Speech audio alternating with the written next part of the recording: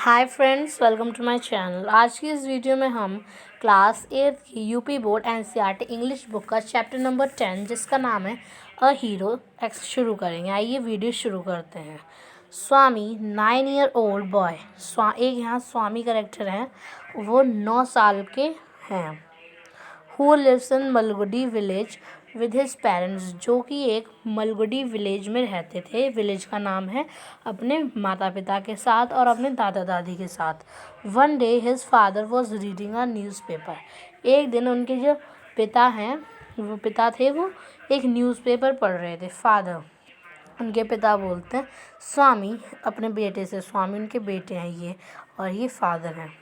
Swami, listen to this. A news of the bravery of a village lad who, while returning home by the jungle path, came face to face with a tiger, till some people came that way and killed the tiger. देखो, एक आदमी ने जंगल का रास्ता पार किया village पहुंचने के लिए, और उसने फेस टू फेस यानी आमने सामने, वो किसके था?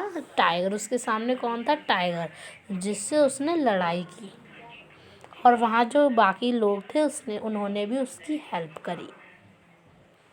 आफ्टर रीडिंग इट थ्रू, इसे पढ़ने के बाद father looked at Swami and asked, उनके फादर अपने बेटे की तरफ देखते हैं और कहते हैं, पूछते हैं, what do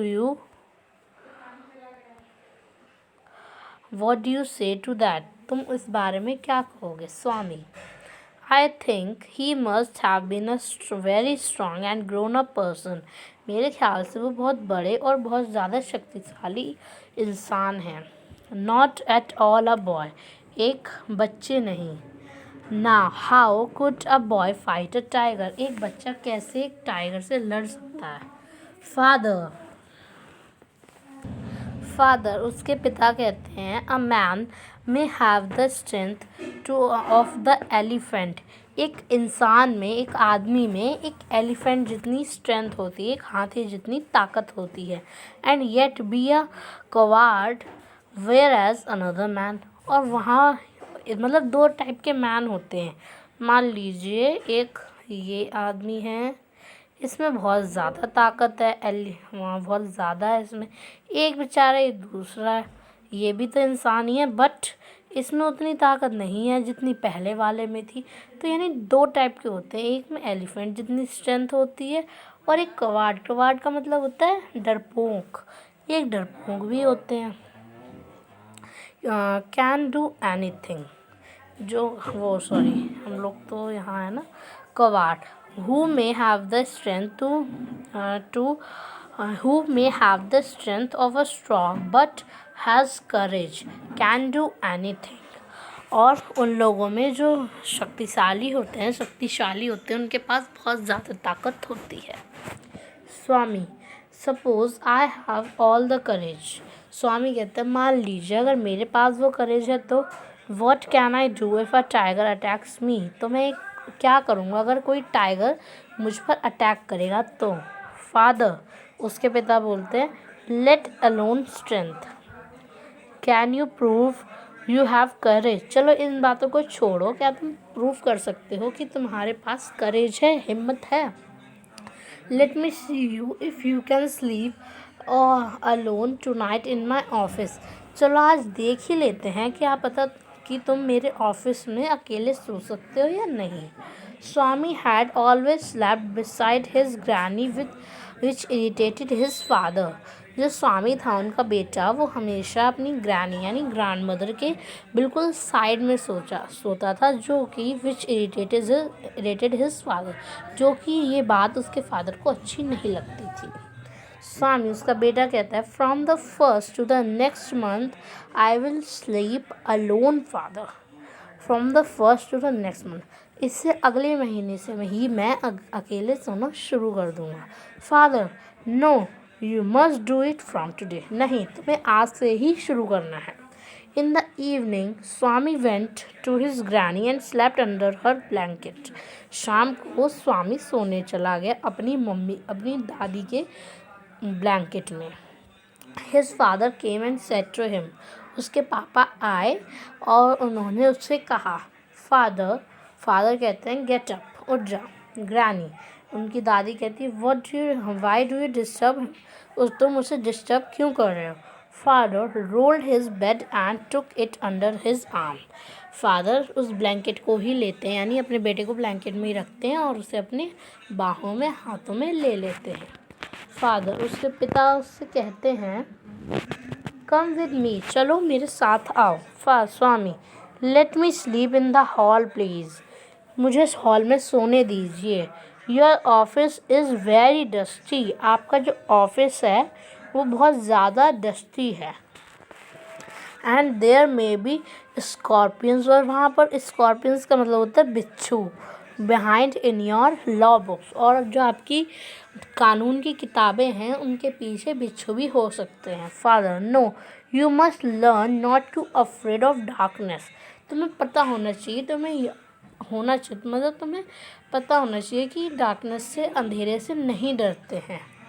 it is,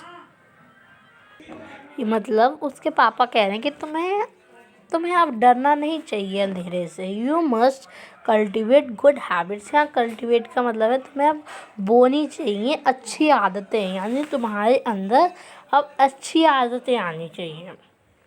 as the night advance and the silence in the house deepened, यानी वो सीन सा बना रहे हैं कि रात बहुत गहरी थी और हाउस भी डरावना सा लगने लगा था स्वामी को। Swami's heart being faster beat fast, अब उसका बेचारे का दिल धक धक धक धक धक धक धक जल्दी जल्दी धक धक करने लगा। बीट मतलब धधकना, जो हमारा दिल बीट करता है। Rhythmic contraction and relaxation. He remembered all the stories of devils and ghosts that he had heard in his life. उसे उसी टाइम सारी भूतिया कहानियाँ याद आने लगी थी जो उसने अभी तक अपनी पूरी लाइफ में सुनी थी। He shut his eyes tightly and covered himself with his blanket. वो अपने आप को अपने ब्लैंकेट में बहुत टाइटली पैक कर लेता है। अंडर द बेंच, और एक बेंच में, यानी कि ये जो है ये स्वामी है, ये देखिए बेंच के नीचे है। Under the bench he put his hands out to feel granny's presence at his side. वो अपने हाथ को ऐसे कर लेता है ताकि उसे लगे कि मेरी ग्रैनी, मेरी दादी मेरे साथ हैं। As it was his habit, जो कि उसकी हैबिट बन गई थी, उसकी आदत बन चुकी थी। But he only touched the wooden leg of the bench, लेकिन पहले वो केवल एक बेंच की लेग को, यानी ये जो उसकी लेग होते हैं बेंच के, उसे ही पकड़ा था। ही स्वेटेड हिज फ्राइट, वो इतना डरने लगा था कि उसके पसीना आने लगा था।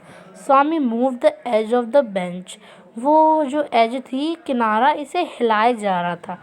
He started into the darkness, something was moving down. He stared मतलब होता है घूरना, वो घूरने से लगा कि डार्कनेस में, अंधेरे में कुछ इधर उधर घूम रहा है। As it came nearer thinking it was a ghost, और वो उसके पास आया जा रहा है और उसे लग रहा है कि ये कहीं भूत तो नहीं है।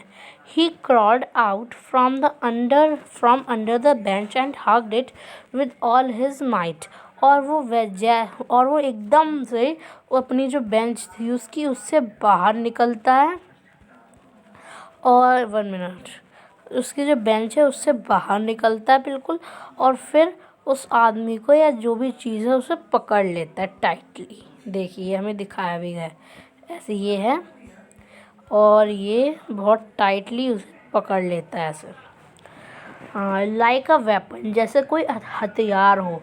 The creature yelled out in the pain, yelled यानी निकल सा आना, और जो आदमी था उसे एकदम से डर लगने लगा, यानी उसे बहुत ज़्यादा दर्द हुआ एकदम से। In a moment his father the cook, अचानक से ही थोड़ी देर में उसके जो पिता थे, जो कुक थे, and a servant came in the carrying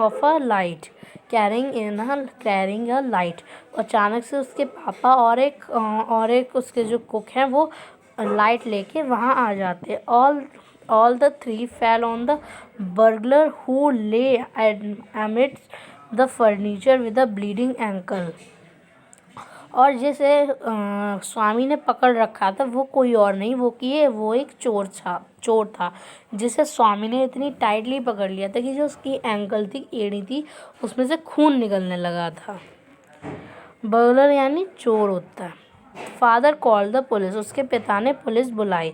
the police was grateful to Swami as he had caught the notorious thief. Notorious का मतलब होता है शरारती। अब वैसे शरारती होता है यानी, बट यहाँ पर नोटोरियस का मतलब है बहुत ज़्यादा नॉटी, यानी बहुत ज़्यादा नॉटी तो ऐसा नॉर्मल, यहाँ पर यानी बहुत ज़्यादा मोस्ट वांटेड जो चोर था उसे पकड़ लिया था। The next day in the school Swami's classmate congratulated him and looked at him with respect.